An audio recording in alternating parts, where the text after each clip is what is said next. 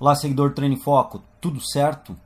Na videoaula de hoje da série Cinesiologia Vetorial, nós vamos analisar a musculatura romboide. Vamos aplicar então a condição vetorial para analisar as funções motoras da musculatura de romboides. Imperdível. Sigam o vídeo de hoje.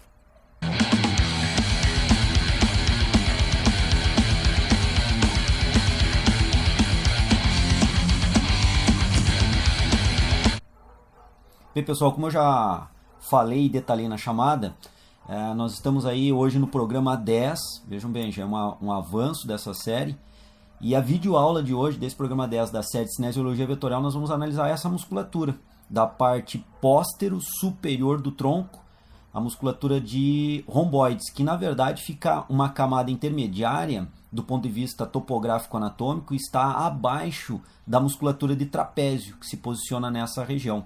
Então nós vamos analisar hoje, colocar a análise vetorial feita sobre a musculatura de romboides. Então vamos lá.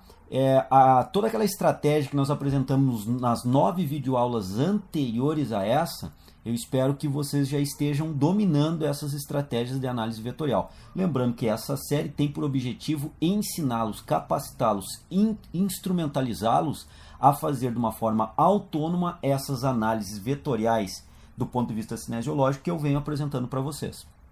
Então vejam bem, nós já fizemos um print screen lá do nosso boneco anatômico, nós posicionamos esse print screen numa tomada de imagem bidimensional que favoreça a nossa análise do trabalho do trapézio, e agora nós temos aqui uma imagem posterior, que nós temos na tela, e nós temos em destaque a musculatura de trapézio. Nós já sabemos que nós temos alguns procedimentos para fazer, identificar o músculo qual nós estamos buscando a análise, acabamos de fazer, no caso musculatura de romboide, nós temos aqui o romboide maior tanto do lado esquerdo quanto do lado direito desse indivíduo, nessa imagem, nesse posicionamento de tomada de plano de imagem, e a partir disso eu tenho que identificar as extremidades do músculo. Então nós temos uma extremidade sobre a escápula, nós temos outra extremidade com ligação tendínea sobre a coluna vertebral, então nós identificamos as extremidades do músculo.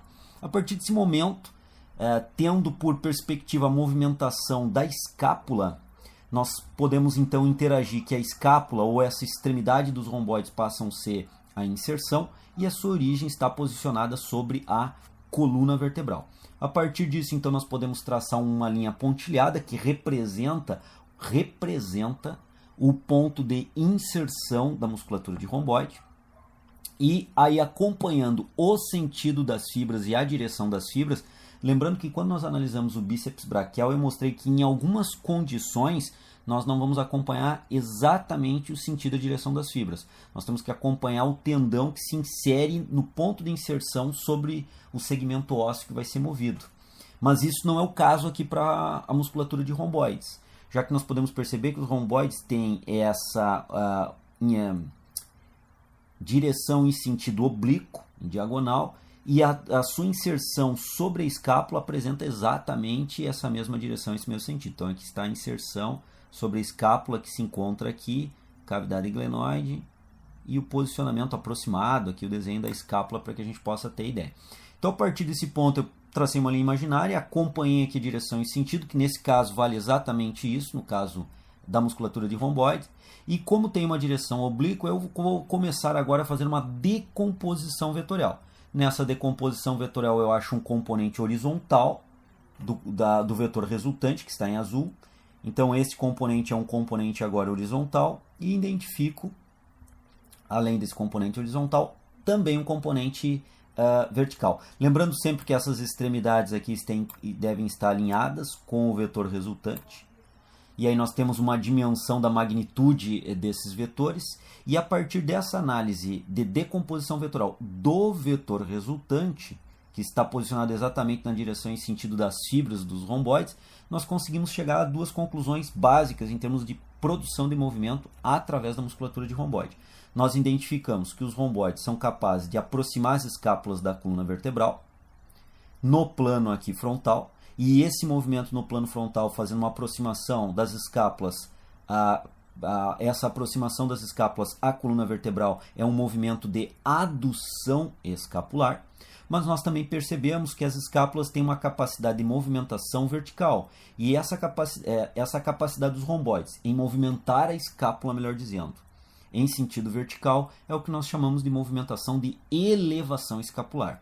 Então a conclusão que nós chegamos com essa análise rápida aqui da musculatura de romboides através da análise vetorial é que a musculatura de romboide é capaz de produzir dois movimentos, um movimento de adução escapular e um movimento de elevação escapular, sendo que o movimento de adução escapular, pela magnitude do vetor, vejam bem, um vetor maior que o de elevação, então o poder de tração do ponto de vista vetorial, uma análise única e simplesmente do ponto de vista vetorial, o poder de tração dos romboides ele é maior para aduzir as escápulas do que para elevar as escápulas. Então nós começamos a imaginar exercícios, por exemplo, no treinamento resistido com peso, que atuem sobre os romboides. Exercícios de elevação escapular, como encolhimento de ombro, além de trabalhar trapézio, também trabalham romboides, já que esse vetor vai ser acionado.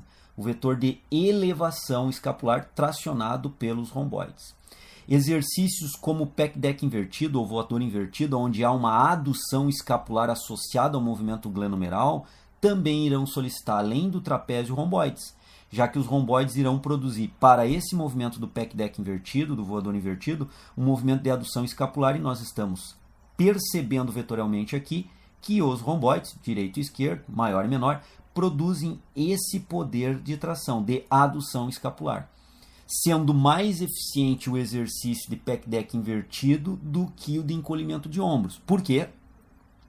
Porque no exercício de encolhimento de ombros se faz uma elevação escapular, aonde os romboides atuam, porém com uma menor magnitude. Vejam o tamanho do vetor, do componente vetorial. E no pec deck, que há uma adução escapular, uma aproximação das escápulas da coluna vertebral, se torna mais eficiente do ponto de vista de análise ou de tração sobre romboides, já que o componente vetorial de adução desse músculo é maior. Ele vai ter um trabalho mais intenso nessa situação. Essa é a aplicabilidade que nós vamos começar a trabalhar agora com essa série. Porque até então eu estava um pouco isolando, mas mostrando ainda algumas aplicabilidades nos exercícios, mas já vou tentar mostrar mais essas aplicações para vocês. Aqui eu fiz um outro exemplo para isolar os romboides. O mesmo procedimento a gente pode fazer com uma imagem diferente. Vejam que a imagem agora foi feita uma forma de secação diferente. E o posicionamento dos componentes vetoriais é feito e realizado de novo. Lembrando sempre que esses componentes vetoriais devem estar alinhados com a ponta do vetor resultante, que é o que eu mostro agora aqui. E claramente nós vemos que para elevação escapular e adução escapular, nesses dois movimentos os romboides são atuantes. Entretanto, eles são mais poderosos, mais significativamente acionados na adução escapular do que na elevação escapular. E esse entendimento cinesiológico nos leva a raciocinar, nós profissionais da educação física, a raciocinar a prescrição de exercício do ponto de vista de eleição ou seleção, melhor dizendo, de exercício para compor um programa de treinamento. Então, se eu estou pensando em selecionar um exercício para compor um programa de treinamento, onde eu busque uma alta taxa de ativação de romboide, seria interessante eu optar, por exemplo, com um pec deck invertido, um crucifixo invertido, por exemplo, onde o movimento é de adução das escápulas.